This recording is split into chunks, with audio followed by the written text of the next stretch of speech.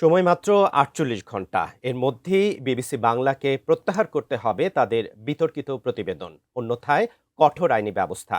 ১ কোটি টাকা মানহানির অভিযোগ তুলে ব্রিটিশ ব্রডকাস্টারের বিরুদ্ধে এই কঠিন আলটিমেটাম দিয়েছেন সমন্বয়ক মাহদী হাসান। বিস্তারিত জানাচ্ছেন ত্রিবেণী তনু। এই মুভমেন্টে আমি হবিগঞ্জ জেলার প্রধান সমন্বয়ক ছিলাম। আমরা বানিয়াচংয়ে টানাকে পুড়িয়েছিলাম। আমাদের প্রতিবাদে আমাদের ভাই ৯ জনকে হত্যা করা হয়েছিল। আমরাই গভর্নমেন্টকে ফোন করেছি। ওই জায়গা থেকে আপনারা আমাদের প্রশাসনের লোক, আপনারা আমাদের ছেলেদেরকে গ্রেফতার করে নিয়ে এসেছেন।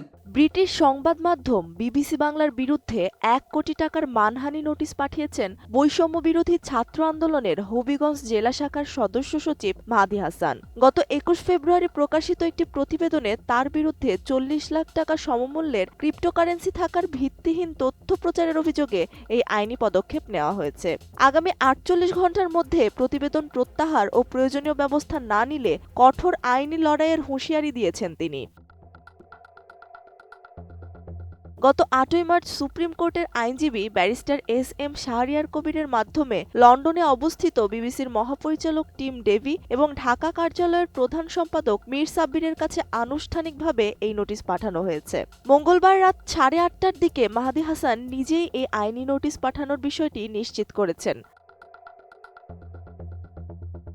তিনি জানান, বিবিসি বাংলা কর্তৃক তার বিরুদ্ধে প্রকাশিত প্রতিবেদনের প্রতিবাদে এবং তার দাবি অনুযায়ী অন্যায় ও মানহানিকর তথ্যের বিরুদ্ধে যথাযথ পদক্ষেপ নেওয়ার লক্ষ্যেই তিনি এই লিগ্যাল নোটিশ পাঠিয়েছেন।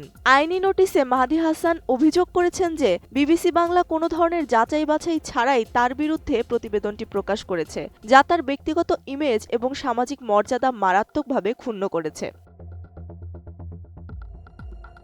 5+ স্টার রেটিং প্রাপ্ত দেশের সর্বোচ্চ বিদ্যুৎ সাশ্রয়ী ওয়ালটন এসি। স্মার্ট কমফোর্ট এখন নেক্সট লেভেলে। নিজেকে ২০২৪ সালের জুলাই বিপ্লবের একজন সম্মুখ সারির কর্মী হিসেবে উল্লেখ করে তিনি বলেছেন, ভিত্তিহীন এই তথ্যের কারণে তিনি সামাজিকভাবে ক্ষতিগ্রস্ত হয়েছেন।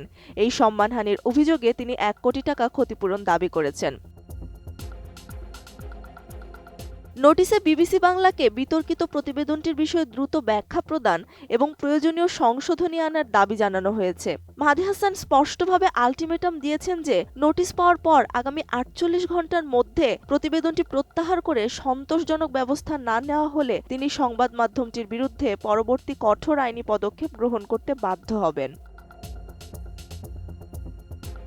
সঠিক তথ্য যাচাই ছাড়া এমন প্রতিবেদন প্রকাশকে নিজের সামাজিক ও ব্যক্তিগত মর্যাদার উপর আঘাত হিসেবে দেখছেন এই ছাত্রনেতা। আলটিমেটাম অনুযায়ী প্রতিবেদন প্রত্যাহার না হলে